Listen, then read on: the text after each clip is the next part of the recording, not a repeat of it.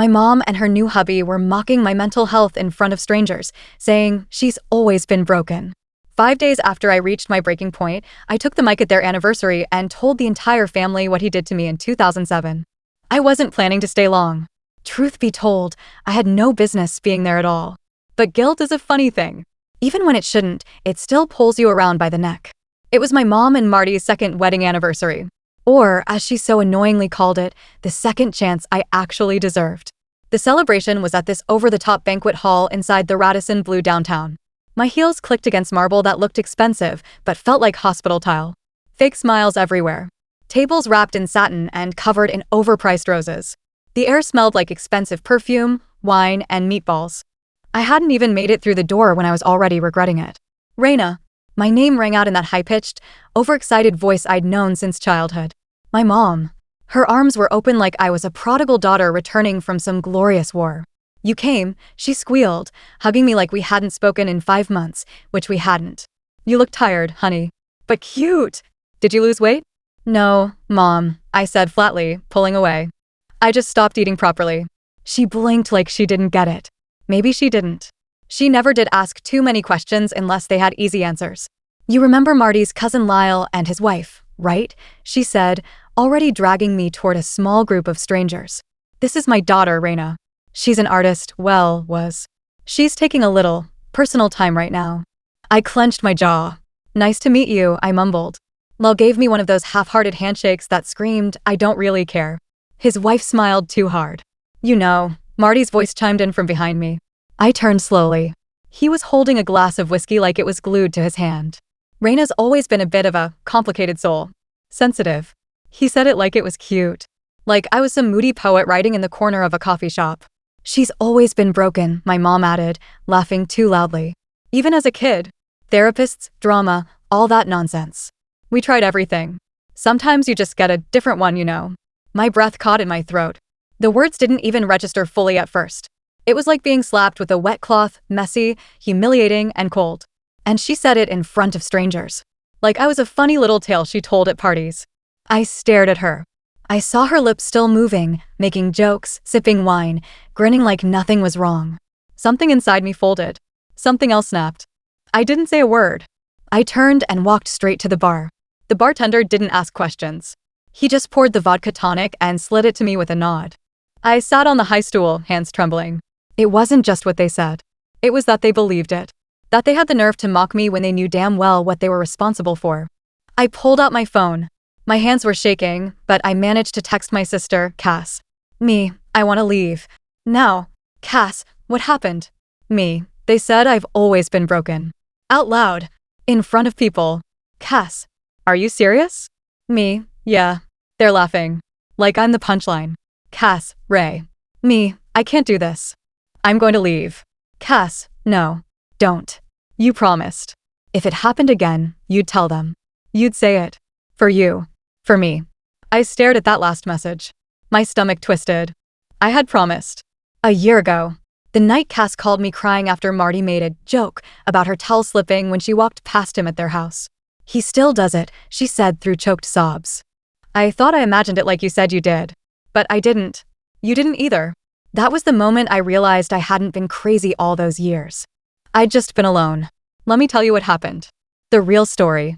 It was July 2007. I was 16. We'd just moved into a new house in Downers Grove, a suburb not far from Chicago, but far enough to feel like a different world. My mom had started seeing Marty a year before. He was widowed, owned a plumbing company, wore polos tucked into jeans, always had a Bluetooth headset in his ear, even when he wasn't on a call. He was charming. Everyone said so. Always knew how to talk to people. He moved in a few months after we did. And that's when it all started changing. The first time, I was sitting on the couch watching a movie alone. I fell asleep. I woke up to a weight on my leg. His hand. On my bare thigh. Slowly sliding upward. I pretended I was still asleep. My heart was pounding so hard I thought it would crack my ribs. He stood up and walked to the kitchen like nothing had happened. I told my mom the next morning. I was shaking. Could barely look her in the eye. She stared at me and said, "Are you sure it wasn't a dream? He said he thought you were cold and was putting a blanket on you." I stared at her, stunned. He didn't have a blanket. She frowned. Well, I'm just saying, maybe you were confused. You're under a lot of stress lately, honey. That was the beginning of the silence. The looks from him didn't stop. He'd comment on what I was wearing. If I wore shorts, he'd say, "You trying to get the neighbor boys arrested?" If I wore sweatpants, he'd say, "Hiding the goods, huh?" I told my mom again. She told me I was making her life difficult. "I'm trying to build something here," she snapped. "He's a good man, Reina. He puts food on the table. He's good to me." I stopped telling her after that. And I left home as soon as I could. I got a scholarship to an art school in Milwaukee, moved out, and never came back. For years, I told myself maybe it had been a dream. Maybe it was all in my head. Therapy helped a little. Medication helped a bit more. But the doubt, the way she looked at me like I was the problem, that never left. Until Cass called me last year. And confirmed everything. Back in the banquet hall, someone tapped a glass. "Let's get those toasts going." There was laughter. Silverware clinking. A man in a tux standing at the mic, raising a glass. I looked at the mic like it was a sword waiting to be drawn. My legs moved before my brain could catch up. Cass locked eyes with me from across the room. She gave me the smallest nod. I walked up, took the mic, cleared my throat. "Hi. Sorry to interrupt." People quieted down. A few turned to look. I could feel Marty's eyes drilling into the side of my head. "I'm Reina. For those who don't know, I'm Lydia's daughter. Marty's stepdaughter." I scanned the room. Some people smiled. Most were confused. I wasn't going to say anything tonight. Really. But then I heard something that stuck with me. My mom and Marty were telling people I've always been broken. That I've always had problems. A quiet ripple went through the crowd. A few heads turned toward my mom, whose face was now frozen in a half smile. I kept going. "What they didn't tell you is why." Marty shifted in his seat. My mom's smile twitched. In 2007, when I was 16, I woke up on our couch to find Marty's hand on my thigh. He didn't pull away quickly. He didn't apologize. He just looked at me and walked away. Gasps. Someone dropped a fork. I told my mom. She didn't believe me. She said maybe I was dreaming. But it happened. Again. And again. The looks. The touches. The jokes. I spent years thinking I was crazy. My voice cracked, but I held steady. And I might have kept believing that if my sister hadn't called me last year. He did it to her too. Cass stood up. Her voice rang out. "Yes. He did." The room erupted. People whispering, standing up, a few yelling things like, "What the hell?" and "Jesus Christ." "I'm not here to ruin a party," I said. "But I'm here to stop being the one who gets laughed at while they play happy family." I turned to Marty. "You don't get to mock my mental health when you're the reason I need help in the first place." I turned to my mom. "And you don't get to act shocked. You knew. Maybe not everything, but enough. And you chose him anyway." I put the mic down and walked out. I didn't look back as I walked out of that room. I couldn't. The night air outside the banquet hall hit me like a wave, cool, quiet, and suddenly too real. I hadn't even realized I was shaking until I reached the parking lot. My hands were trembling so bad I could barely get my keys out of my purse. "Ray!" Cass's voice came behind me, sharp with urgency. Her heels clacked across the pavement, and she caught up with me just as I reached the car. "Wait, don't leave yet." I turned to her, and the second I saw her eyes, I felt mine water up. I hadn't cried in that room, hadn't flinched when I spoke, but something about her being there, it cracked the wall I'd kept up. "I didn't even plan it," I said, voice thick. I wasn't gonna say anything. He called me broken, Cass." She laughed. They laughed. "I know," she whispered. "I heard it too. That's why I told you not to leave. You said what we needed to say. But now we gotta deal with what comes next." "What has come next?" I asked bitterly. "A family civil war? Mom screaming? Marty calling me a liar? Again?" Cass shook her head slowly.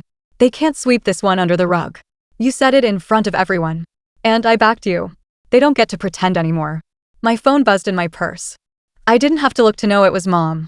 "I can't talk to her," I muttered. "You don't have to," Cass said. "But she's gonna try. She'll probably spin it. You misunderstood. You were confused. You know how she does." Another buzz. Then another. Then a call. "I hate that she let it happen. I hate that she made me question myself all these years," I said. "She made me feel like I was the one destroying the family. And now? Now that I said it out loud, I'm gonna be the villain again." "You're not the villain," Cass said firmly. "And neither am I. He is. And deep down, she knows it. She just doesn't want to admit what kind of man she invited into our lives. What she let him do." I nodded slowly, swallowing the lump in my throat. The call went to voicemail. Then came the text. "Mom, we need to talk. Please don't do this to us." I laughed. It wasn't even bitter. Just hollow. Us. I read aloud. Us? This wasn't something I did to them. It was something he did to me. And she let it happen. Cass crossed her arms, jaw clenched. You think she'll leave him now? I don't know, I said. I don't think she knows how. We stood there in silence, the streetlights humming above us. I'm gonna go, I said finally. I can't stand in that room one more second. Want me to come with? Cass offered. No, stay. Watch how they spin it. I want to know what they say when they think I'm not listening. I drove straight to my apartment on the north side, my hands still gripping the wheel too tightly even 20 minutes into the drive. My phone kept buzzing. Mom.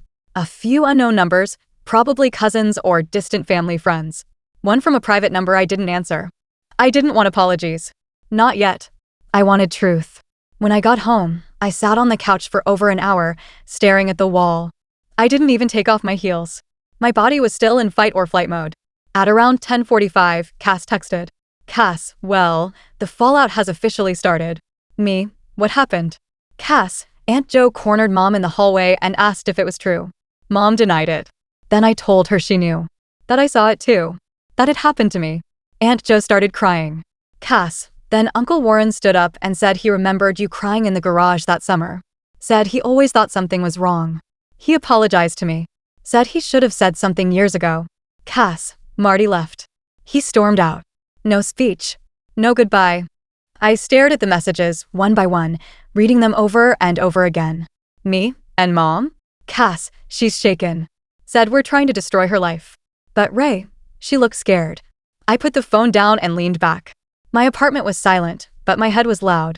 I didn't know what scared me more, how deeply she had buried the truth, or how easily she might still choose him over us. The next morning, I woke up to a long email from my mom. Not a call. Not a voice memo. An email. That alone told me she wasn't ready to face me with her own voice. The subject line just said, last night, I clicked it open with one eye open and one hand wrapped around a mug of tea. Raina, I don't know where to start. I'm shocked. I'm hurt. I don't know why you would do that, especially like that. I understand you feel wronged. I understand you have pain. But airing that pain in front of 70 people was not the way to handle this. It humiliated me. It humiliated our family. Marty is devastated. He says none of it is true. He says you must have misunderstood or misremembered. And I don't know what to think right now. I feel like the ground's been pulled out from under me. I need time. But I love you. That hasn't changed. Mom, I stared at the screen. The same old script. Not a single, I believe you. Not a single direct acknowledgement of what I'd said. I forwarded it to Cass. She replied, classic. All about her. Not about what he did. Not even a question if it could be true. She was right. It was always about Mom's world crumbling, not the one Marty shattered years ago. Later that afternoon, my cousin Talia called. She was one of the few people in the family I always felt close to, even if we didn't talk much anymore. Hey, Ray, she said gently. I hope it's okay I'm calling. Yeah, I said. It's fine. There was a pause. Then, I just want to say I'm sorry. I felt my throat tighten. For what? For not seeing it, she said. For not noticing. For being older and in the same house sometimes and not realizing something was off. I thought you were just distant. Moody. I was all of those things, I said with a small laugh. But not for no reason. Thank you for saying it out loud. It made me realize how much we all just let things slide in this family. I didn't know what to say. I felt a tear slip down my cheek. You weren't broken, Ray, she added. You were surviving. The next few days were a blur. My mom didn't reach out again. Marty's name came up in group texts and gossip circles, but no one seemed willing to take a side just yet. Everyone was still reeling, waiting to see what happened next. But I felt something shifting. Like the truth had created a fault line no one could ignore anymore. 2 days passed. Not a word from Mom. No calls.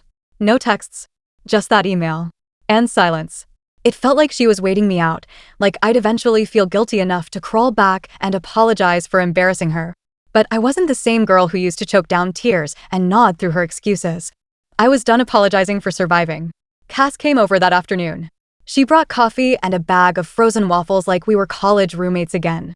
You eating? She asked, placing everything on the counter without waiting for an answer. Trying, I said. Mostly coffee. Sometimes toast. You've gotta get real food in you, Ray. This is a war, not a sleepover. I gave her a tired smile. Feels like I've been fighting since I was 16. She didn't argue. She knew. We sat in silence for a bit. My small kitchen suddenly felt too quiet. She texted me this morning, Cass said. Mom. My eyes flicked toward her. What did she say? She asked if I really believed what I said. If I really thought Marty was capable of that. I let out a dry laugh. Seriously? After all this? Cass nodded. She said it's one thing for you to say something since you were always emotional, but for me to go along with it, that's what hurt her. Oh, so you're the betrayal now? Apparently, she muttered, biting into her waffle. She still thinks it's about her. Of course she does. Cass paused, then said, she's coming here. Tonight? I blinked. What? She asked to talk. In person. Said she deserves a chance to explain. I leaned back in my chair, my stomach curling. You think she's finally gonna admit it? Cass shrugged. I think she wants to rewrite history. She always has. But maybe she's scared enough now to actually listen. I wasn't sure whether I was ready to see her. Part of me still wanted to scream. Another part wanted her to finally say the words I needed to hear. But mostly, I didn't know what would happen if she didn't. She arrived around 7:15. Knocked softly, like she didn't want to wake a sleeping house. I opened the door, and for the first time in years, my mother looked small to me. Not physically, she was still the same woman with perfectly styled hair and a purse that probably cost more than my rent, but her posture had changed. Her eyes weren't blazing with authority like they usually were. She looked unsure. Hi, she said softly. Hi, can I come in? I nodded and stepped aside.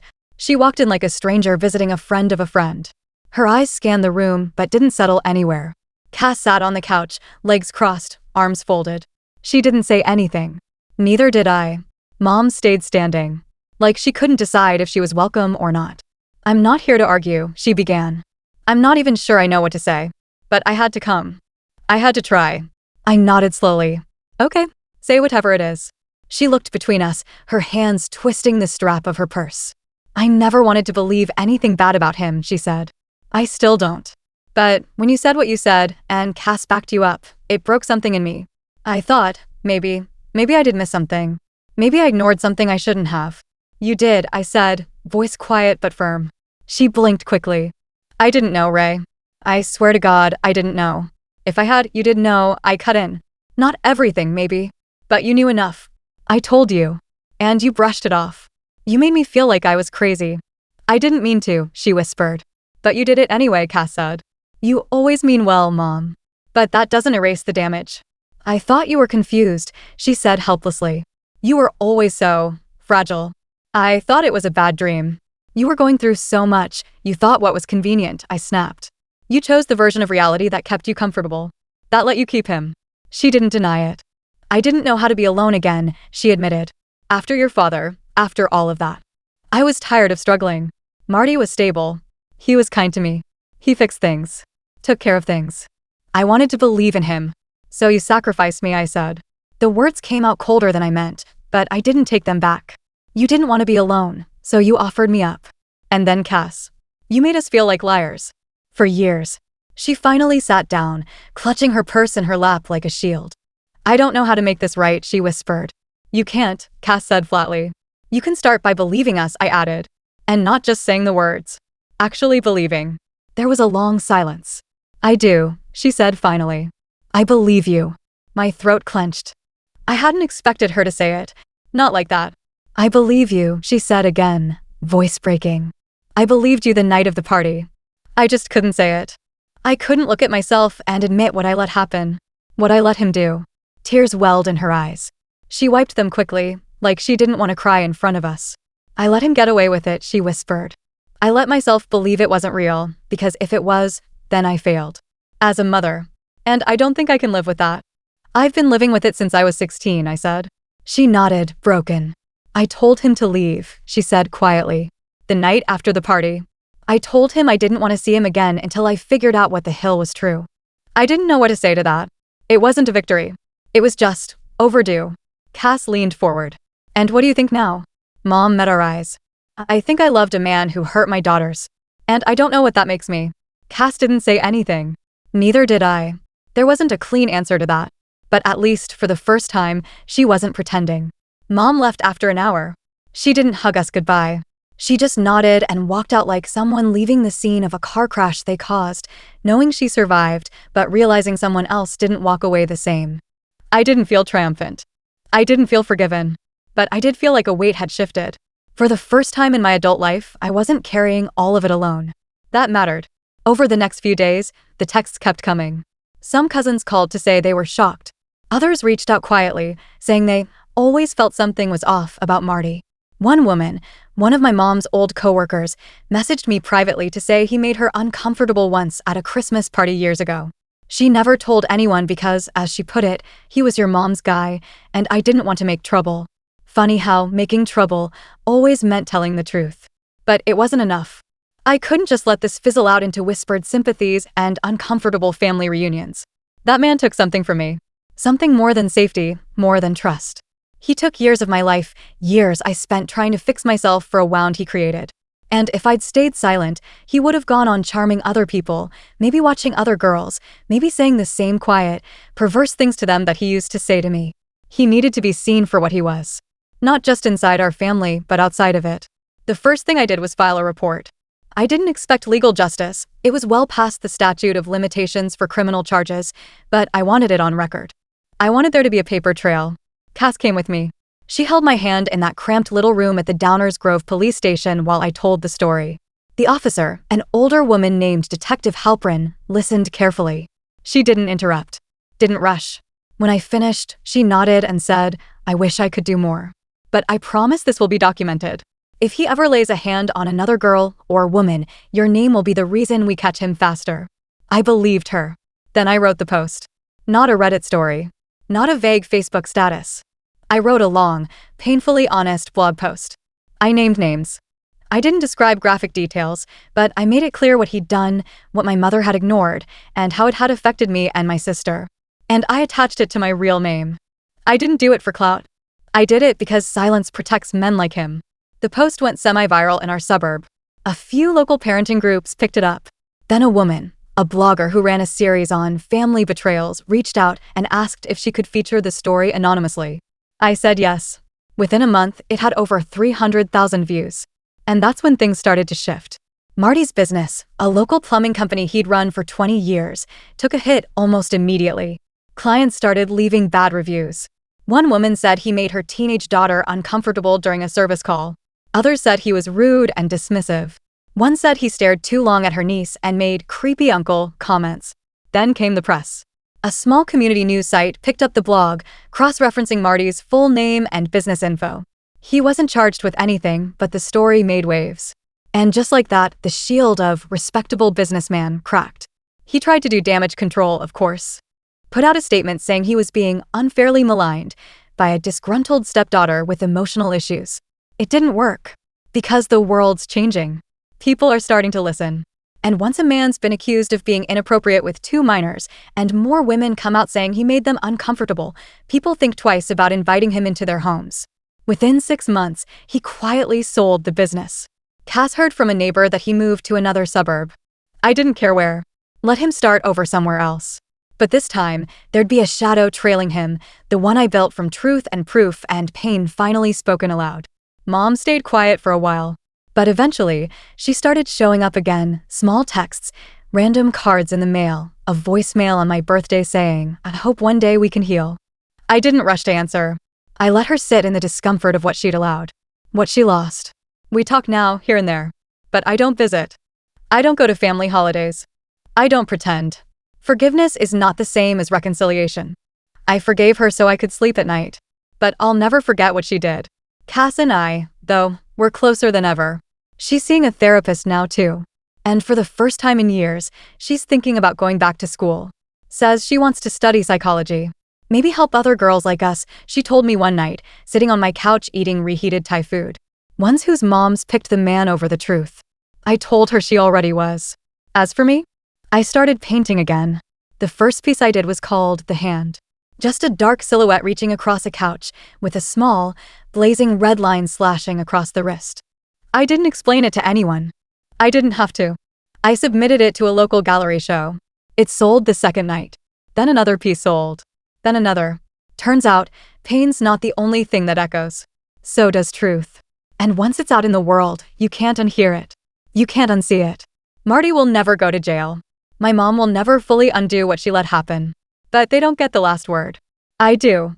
And I chose to speak it.